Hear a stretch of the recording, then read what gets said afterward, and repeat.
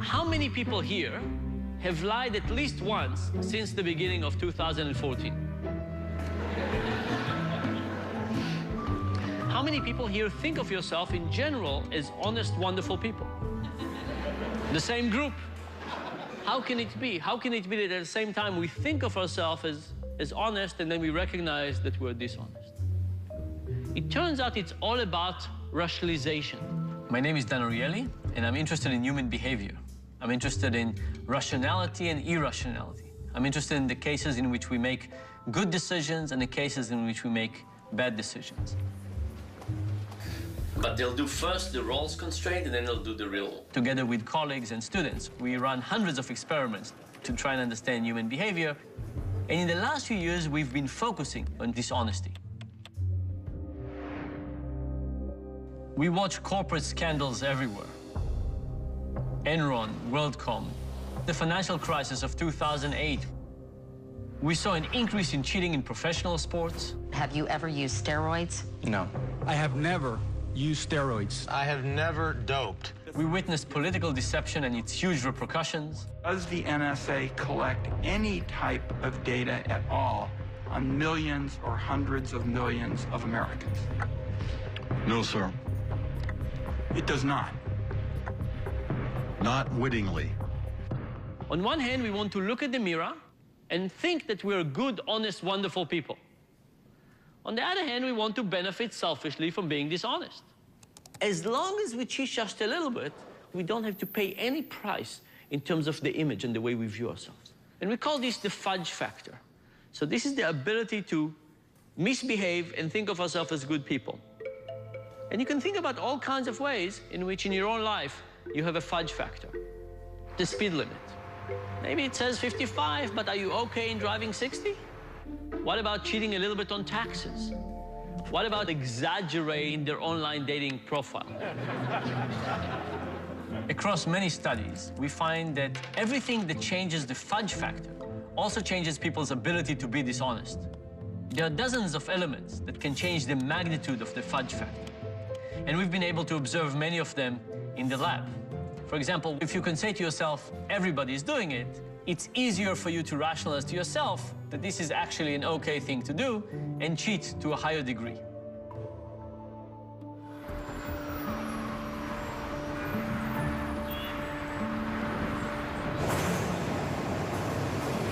My name is Garrett Bauer. I'm 44 years old, and I used to be a professional stock trader. I love trading. It was more fun than almost anything. Doing a really smart trade was more important to me than even making money. When I first moved to New York, I met my first friend, and his name was Ken. I knew he knew a lawyer. Matthew Kluger. I worked at a very prestigious firm that represented some of the biggest names in corporate America. I had known Ken Robinson for a couple of years. We talked to each other on the phone. He said, so you're working on these high-profile deals? And I said, yes. He said, so let me get this straight. You kind of get to read tomorrow's paper today. And he said, you know, that information could be valuable to someone. And I said, yeah, but it's very risky. It's highly illegal.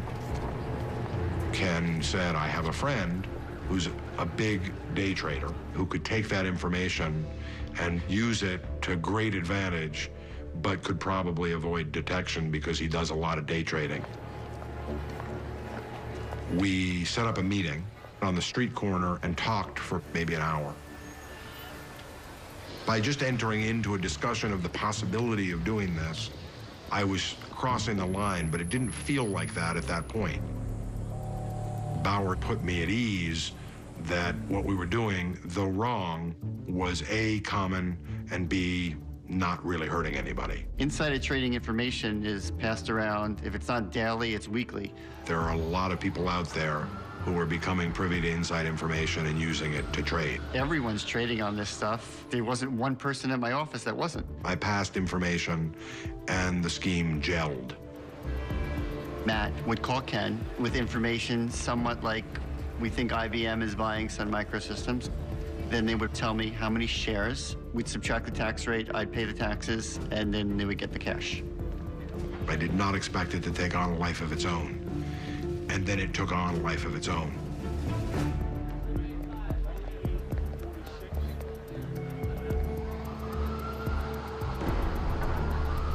One night, Ken called me and said his house had been raided. I don't remember everything he said on that call, but I remember thinking that some of what he said was a little suspicious and was wondering, is it possible someone is listening? But I dismissed that as being paranoia. What about the information at the law firm? That's what I worry about. Like when you did searches, or I don't know how you did it. If they had that, they would have been here already. There's a big difference between what they know is probably a lie and what they think they can prove is a lie. They go to court without phone calls, without a trail, without a, this happened at this time. Right. They just don't have any of that. Right. And I was arrested the next morning. I sit up out of bed and I hear someone say, Garrett Bauer, where are you? Clearly, I'm thinking it's pretty serious when you have that many FBI agents in your apartment. Federal prosecutors have charged 2 men with an insider trading scheme that went on for 17 years. Our investigation has documented more than $109 million in illegal trades. Bauer and Kluger pleaded guilty to securities fraud, conspiracy to commit money laundering, and obstructing justice.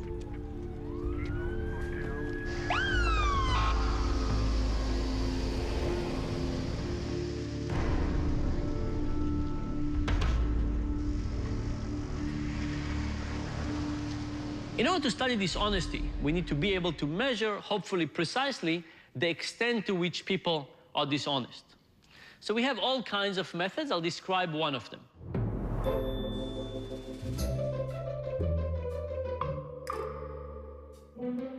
You can just have a seat anywhere with a packet and a pen in front of it. We gave people 20 simple math problems. Find the 2 numbers that add up to 10.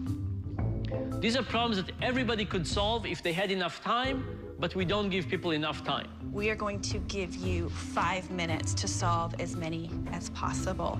At the end of the 5 minutes, please stop, put your pencil down and count how many questions you got correctly. And now that you know how many questions you got correctly, take the sheet of paper, go to the front of the room, and shred it. People do that, they come to the front, they say they solved 6 problems, pay them $6, they go home. There you go, thank you for participating. What the people in the experiment don't know is that we played with the shredder. The shredder shred the size of the page, but the body of the page remains intact. And what do we find? On average, people solve 4 problems and report to be solving 6. I solved 6. I don't know if this is embarrassing or not, but I got 6. I believe I got 7 right. We've ran these experiments on 40,000 people. And so far, we found about 20 big cheaters. Those are people who cheated all the way, said they solved 20 problems, and they stole $400 from us. We also found about 20-some thousand little cheaters, and they stole about $50,000 from us. And I think this is not a bad reflection of reality. Yes, there's some big cheaters out there, but they are very rare. And because of that, their overall economic impact is relatively low.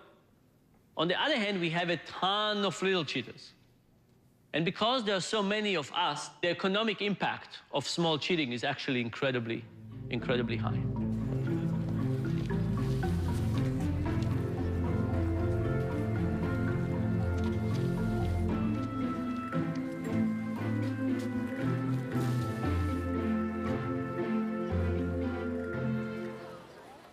I think having a first affair definitely makes a second affair easier because you've already been there and done that. You know that you can get away with it, you know, because you did before.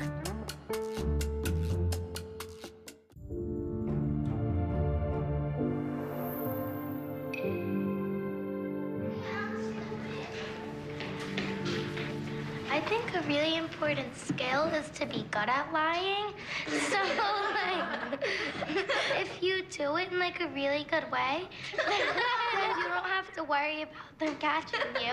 So that's why I think it's good to be good at lying. Sometimes you also have to lie in a way because you're making somebody happy. Like, if you're throwing a surprise birthday party, then that means they're obviously trying to help and get ready or do something. And so you're lying to your friend to help them have a good birthday. All creatures, big or small, have deception as part of their armamentary. Oftentimes it's just survival. You know, a plant or a bird might change color and camouflage itself, which is a form of deception. The bigger the brain, the larger the capacity to lie. Chimpanzees, for example, have been known to lie where they may lead their group away from where the food is so that that one particular chimpanzee can come back to the food later on and find that food.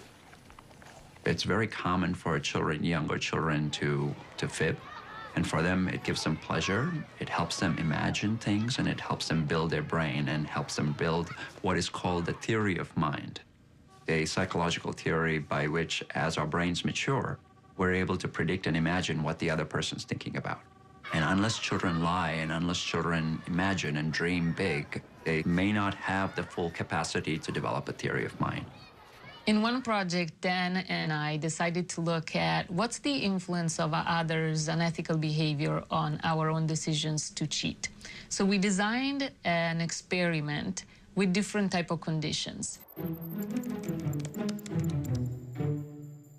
So imagine the same experiment I described to you before, but with one main difference. We hired an acting student, and 30 seconds into the experiment, he raised his hand. Yeah, I got all of them. What do I do? And they say, I solved everything, what do I do next? Sure, come up here.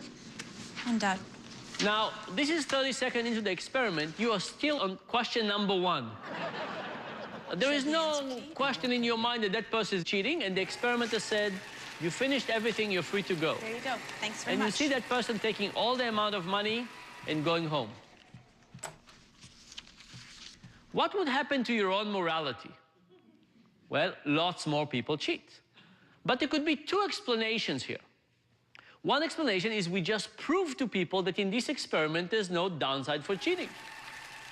The second possibility is that it's not about the fact that they wouldn't catch you, it's about the fact that it's actually socially okay. Thank you for participating. And so we decided to study this by looking at whether the person cheating is somebody like us, somebody we feel similar to, or somebody who's very different from us. We ran this experiment at Carnegie Mellon. Everybody was a Carnegie Mellon student. The acting student was a Carnegie Mellon student. We dressed the acting student in the University of Pittsburgh sweatshirt. Now, what happens if you're a University of Carnegie Mellon student and a Pittsburgh student cheats? You still know that you can get away with it. Here's the proof that somebody goes home with all the money, but you don't think that people like you are doing it. And what happens now? Cheating goes down. So it's not about the probability of being caught. It's about the question of what is socially acceptable in our circle.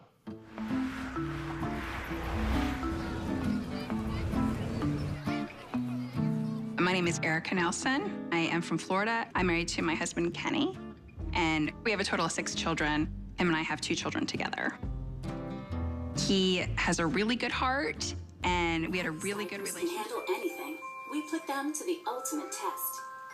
Dads, alone with their babies, at nap time, after a very full feeding. Can the league stay locked through a long, milk-induced slumber? Grab a dad and see for yourself how, compared to Pampers Baby Dry, Huggies all-new Snug & Dry stops leaks. But to go from nothing to having 6 children, you know, it was a lot. You know, it was all about, like, the kids and then his work, and that was really it. And I was just kind of, you know, wiping butts from the moment I got up to the moment I went to bed, and that was kind of my life. Yeah, it's gonna change too.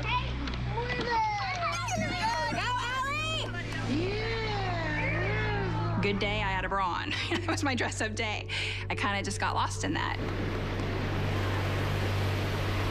And we weren't having sex. We weren't even talking.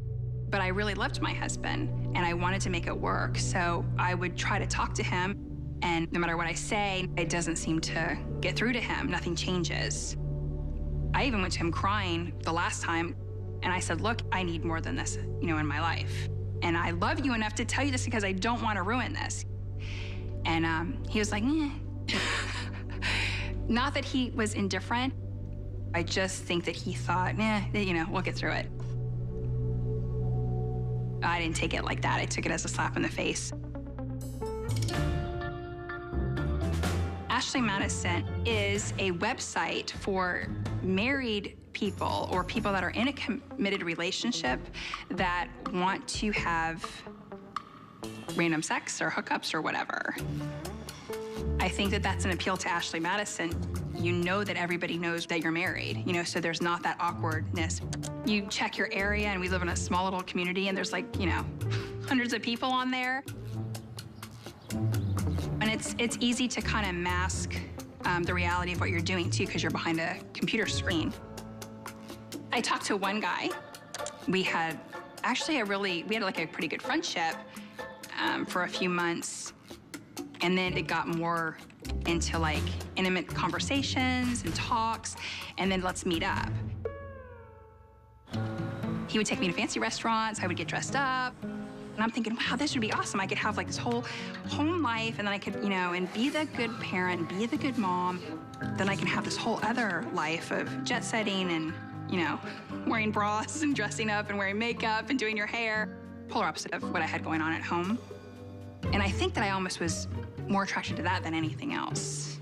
And I would lie and say that I was just gonna go to hang out with my friend, or I was gonna go, visit my parents or whatever, to see him. So I think that even when you know it's wrong, the immediate gratification suffocates what you know is right. So I came home one night and I asked my husband, are you going out of town this week at all? And he said, why? So you can talk to him on the phone, why I'm not here? And I just said, how did you find out? And then he kind of walked away, and then I followed him upstairs. I didn't know how long he had known. I didn't know what he knew. So all these questions went in my head. And he said, you left up an email. And he said, I came in the office and the email was there from the night before. And I read all of them. And I said, look, I was going to get attention or whatever from somebody else. As messed up as that is, that's how I am. And I don't know how to get over that. So I need your help, or I need somebody's help. I said, but I don't want to mess this up between us. I saw how hurt he was, and my husband didn't deserve it, and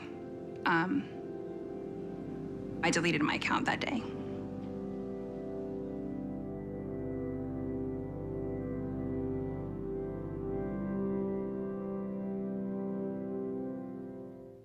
A friend of mine was looking at the lines in the NBA games, and he just asked me to help him pick some winners. And being an NBA referee, I knew certain teams were going to be at an advantage or a disadvantage. And I picked some games for him, and it was just a situation where I crossed a line that I shouldn't have been near.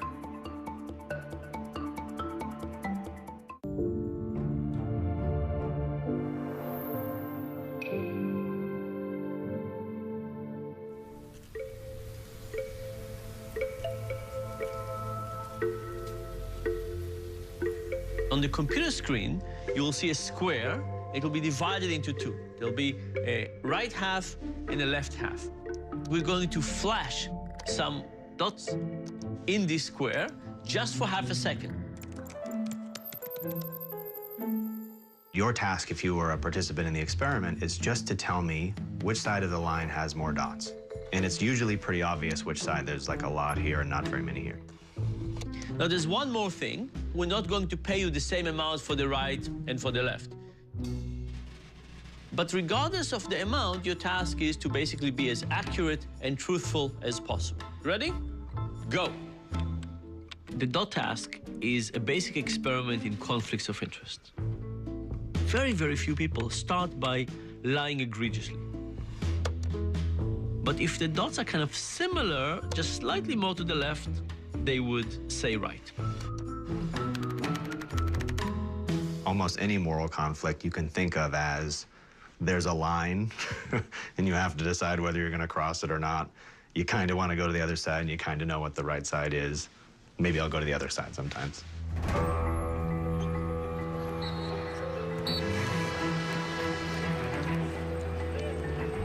My name is Tim Donaghy. I grew up in Havertown, Pennsylvania. My father was a college basketball official, and because of that and because of my love of sports, you know, I followed in his footsteps and pursued a career as an NBA basketball referee. About as good a defense as you can get. I started the referee, you know, based on the rules and how they're written in the rule book. Tim Donaghy, the rookie official, is calling it very tight here in the early going. A lot of offensive fouls and picks, so they're calling it by the rule book. Unfortunately, I saw some people that were moving up a little bit quicker than me. I learned from the veterans that there's a certain craft and a certain way that you have to do things in order to advance. And, you know, they'll tell you, certain players are given the benefit of maybe traveling with the basketball rather than other players. Certain players are getting the benefit of not having that critical foul called on them that would send them to the bench. Rubio gets a look, good if it goes. Oh my gosh, that's just a horrible call by Jason Phillips, who did not have the courage to call that against Kobe Bryant. Wow. Awful no call. It's probably about 50-50 when you look at calls that are enforced by the rule book and then calls that are made or not made based on star treatment, pressure from coaches at certain times. What changed those last few minutes for you guys? You guys with the whistles. I've never had conversations with the commissioner about what to call in a game and what not to call in a game, but from the operations department, they clearly dictate through video, through emails, through meetings, what they want called and what they don't want called. And it always seems to revolve around the star players or the big market teams.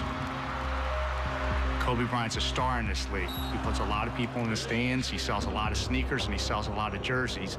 And the fans paid an enormous amount of money to sit in those courtside seats, and they want those type of players on the floor. That's who they came to see. I don't think the officials feel that they're doing something that's not right, because in their minds, they're being told what to do from the league office. And if they're going to continue to advance and get those big playoff bonus checks, you're going to do what the league wants.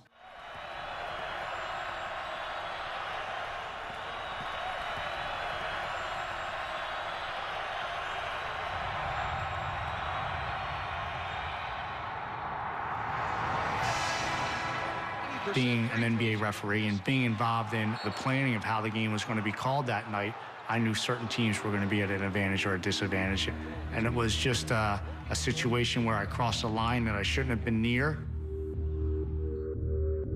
Never forget when the first situation arose, a friend of mine was looking at the lines in the NBA games, and he just asked me to help him pick some winners. And I remember I was looking at the master schedule of referees that night, and I knew who was refereeing certain games, and I picked some games for him.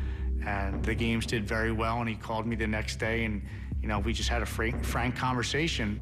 I knew a certain line was way off, or I knew a certain referee was, you know, going to give special treatment to a certain owner, team, or individual player. So I passed that information along to my buddy, and he was kind of shocked that I could predict the outcome of a game.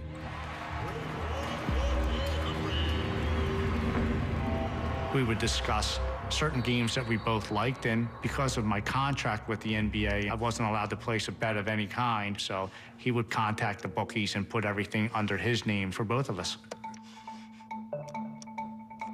It got to the point where we were gambling probably 3 or 4 games a week in the NBA. As time went on, I started to feel guilty about doing it, and you know, basically I wanted to stop. What I didn't realize is my good friend was passing this information along to people that were associated with organized crime. And they were basically betting an enormous amount of money based on the information that I was giving him. They picked me up outside a hotel in Philadelphia and basically took me for a ride in the car. And made it known that they had been getting that information and pics were going to continue to come. And if not, somebody would visit my wife and kids down in Florida. So my quick thoughts were to play ball with them a little bit and hopefully at the end of this coming season, they would release me from the grips and make enough money to where, you know, we could all just wash our hands of this and be done with it and never do it again, and I could continue to keep my job and just move in a different direction.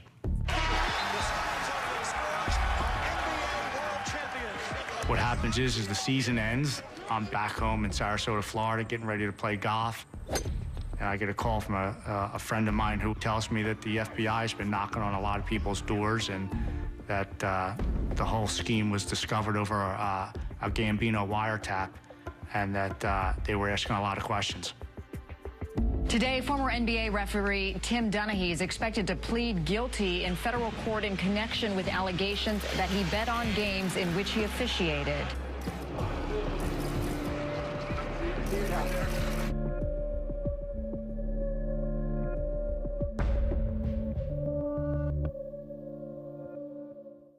Our brain gets accustomed to lying because after a while, the negative value of lying, the negative feeling, is just not there so much.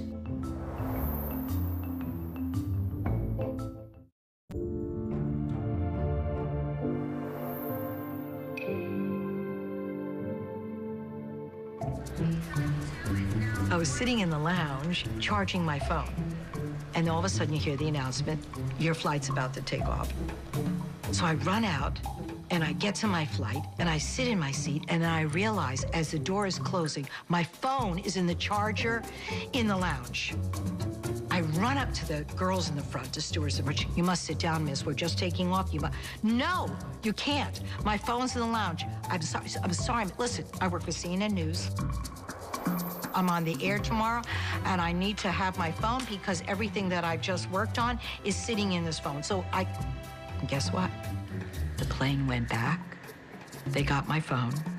A woman hands me my phone, and everyone in the place looks at me and goes, "Who the f is that?" We kind of anecdotally know that once you lie, you're more likely to lie again. And probably the second lie will be bigger than the first. What we find in the brain is that at the beginning, if you lie a little bit, there's a huge response in regions involved in emotion, such as the amygdala and the insula. The 10th time you lie, even if you lie the same amount, the response is not that high. So while lying goes up over time, the response in your brain goes down. We think that the reason that this happens is because of a very basic principle of the brain, which is the brain adapts. For example, if you're listening to music and it's quite low volume, and I turn it up like 2 notches, it will feel like a really big difference, right? But if you're listening to the radio and it's really high volume, and then I put it up 2 notches, you won't even feel it. The brain is coding everything relative to what the baseline is. The same goes with dishonesty.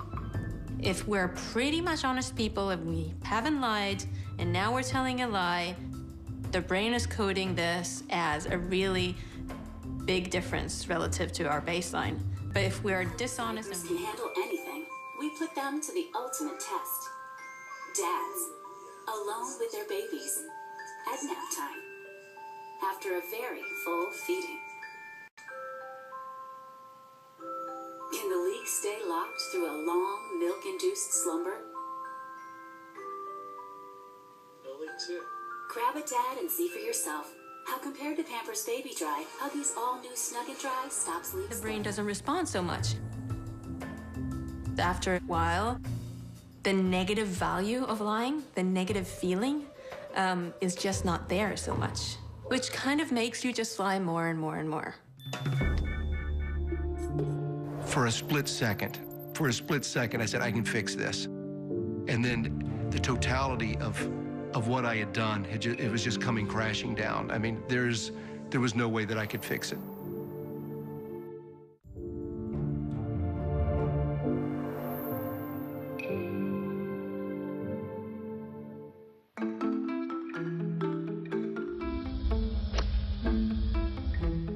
We did a study with 12,000 golf players. We said, imagine the ball fell on the rough, not a good place, and you really, really wanted it to be 4 inches to the left.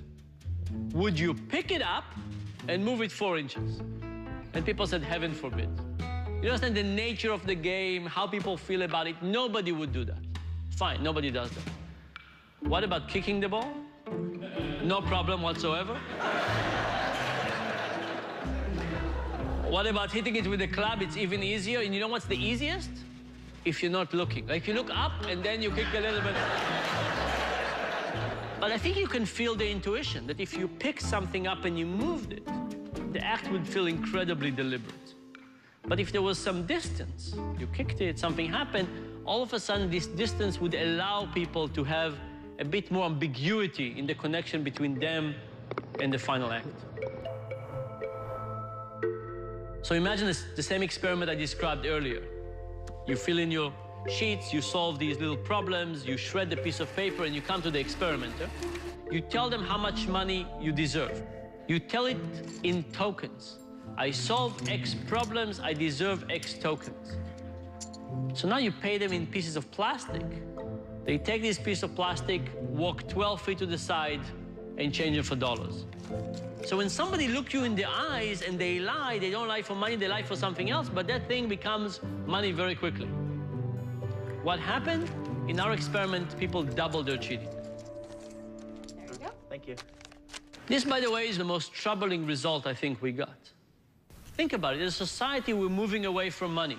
Credit cards, stock options, derivatives, dealing with people over great distances. Could it be that as these distances in all of their versions are increasing, people find it easier to misbehave and still think of themselves or ourselves as good people? And I think the answer is absolutely, absolutely yes. My name is Walt Pavlo. I grew up in Savannah, Georgia. I worked for MCI, a very large telecommunications company. I was a bill collector. But they weren't telephone bills you and I open up each month. They were for large companies. While I was managing customers that were paying their bill on time, I was getting a small number of customers that were involved in things like 900 business. Those types of companies aren't exactly good business people. One company owed MCI in excess of like $50 million. And I took this to my management and said, well, what do I do with this guy? He owes us $50 million. We have to, in accounting terms, do a write-off. Just really tell our shareholders that, you know, that $50 million that we were expecting from this customer, it's not going to come in. And instead, I was told, we're not going to tell anybody about it. We're going to leave it on MCI's accounting records, and we're going to do some cooking of the books, if you will, to allow this debt to be put off into the future. So it looks like it's going to be collected at some other time. The ability for me to move numbers around was something that I knew that was wrong, but at the same time, it took a lot of pressure off of me. And before I knew it, I had moved around or not told shareholders about probably $100 million worth of debt that wasn't on MCI's books. And it really is that simple. I mean, it's just an accounting entry. It's just a number. I felt a sense that it wasn't going to be very much longer, that there are ways to undo this and, you know, turn the clock backwards in a few months. And then I realized that this isn't going to happen. You know, customers still aren't paying us. The amount of money that I've manipulated is getting larger. I'm working for a company that doesn't care the pressure that they put me under. So I confided in somebody outside of MCI and said, hey, I'm looking for some advice. What do I do in this situation? He says, Walt, I have an idea. I think that there's a way that we can get some of these customers to pay MCI's debts. That solves your other problem in that you're actually going to see money coming in again. And then third, Walt, I think I can make you and I a hell of a lot of money doing this. And I was like, what was number 3 again?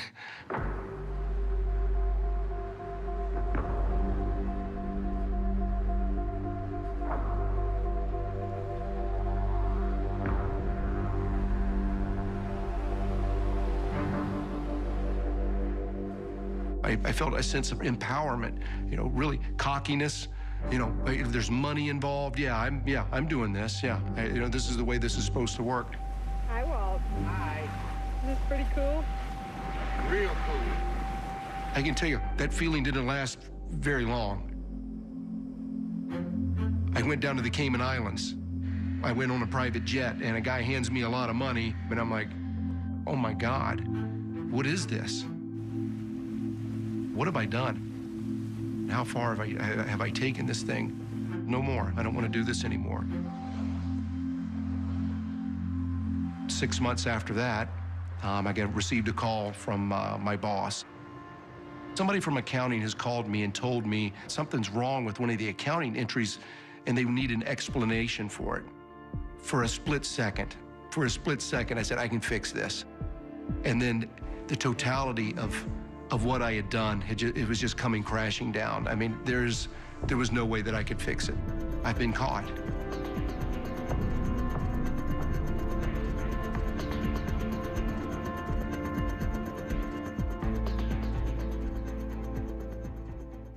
And this is what I think corruption is all about.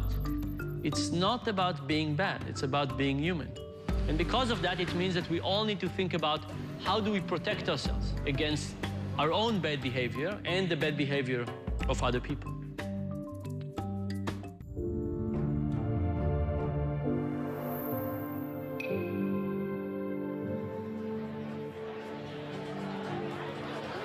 We went to a bar in Washington, D.C., where congressional staffers hang out in. And we went to a bar in New York City where bankers hang out. So who cheats more, the bankers or the politicians?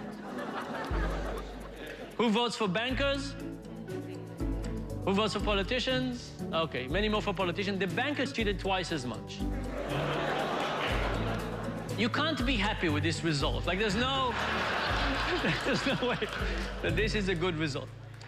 If we took all the elements that we studied and we combined them into one environment, we would get an environment that is very similar to the one that operated in the financial crisis of 2008.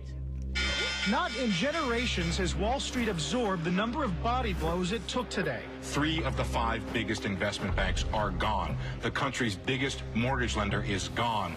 We had politicians, bankers, regulators, and even investors, all influenced by many factors.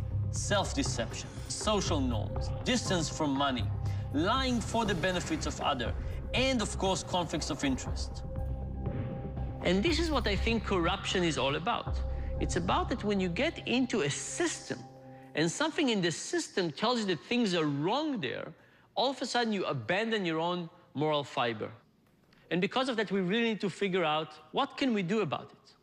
How can we get people to behave better? Because if we don't, we're just going to get more and more disasters like the one we've just experienced. Many of the experiments that we have conducted are about trying to find ways to curb dishonesty. We went to UCLA, and we asked about 500 undergrads to try and recall the 10 Commandments. We asked people to write down as many of the 10 Commandments as they could remember. And then we put them in a situation where they could cheat with the matrix task. How many of them do you think recalled all 10 Commandments? 0, that's right. By the way, they invented lots of interesting ones. What happened after people tried to recall the 10 Commandments, even if they were unsuccessful? Nobody cheated.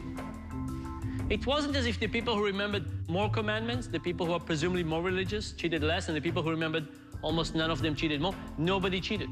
It didn't matter what religion the participants had. You know what the 10 Commandments are about. They are about a moral code. They are about proper behavior. And just knowing that and being reminded of that decreases dishonesty. In fact, even when we take self-declared atheists and ask them to swear in the Bible, they stop cheating. It is not about heaven and hell and being caught. It's about reminding ourselves about our own moral fiber. We found this result to be very promising, but we wanted to test it in a non-religious context. So we went to MIT, and we did a similar experiment with honor codes. So we got students at MIT to sign the honor code. I understand that this short study falls under the MIT honor code. They did it, shredded a piece of paper. What happened? No cheating whatsoever. And no cheating whatsoever, despite the fact that MIT doesn't have an honor code. Then we replicated the experiment at Princeton. Princeton has a very strong honor code. In fact, the freshmen get a whole week of crash course on morality, lectures, discussion. So we took the Princeton students signing the honor code and not signing the honor code, the MIT students signing the honor code and not. Was there any difference? No. When they did not sign the honor code, they both cheated to the same level. When they signed the honor code, none of them cheated. And I think this is kind of a mixture of good news and bad news. The bad news is the crash course on morality, particularly the Princeton version, doesn't seem to have any effect 2 weeks down the road. The good news is that even without a crash course, reminding people about their own moral fiber does change how people behave.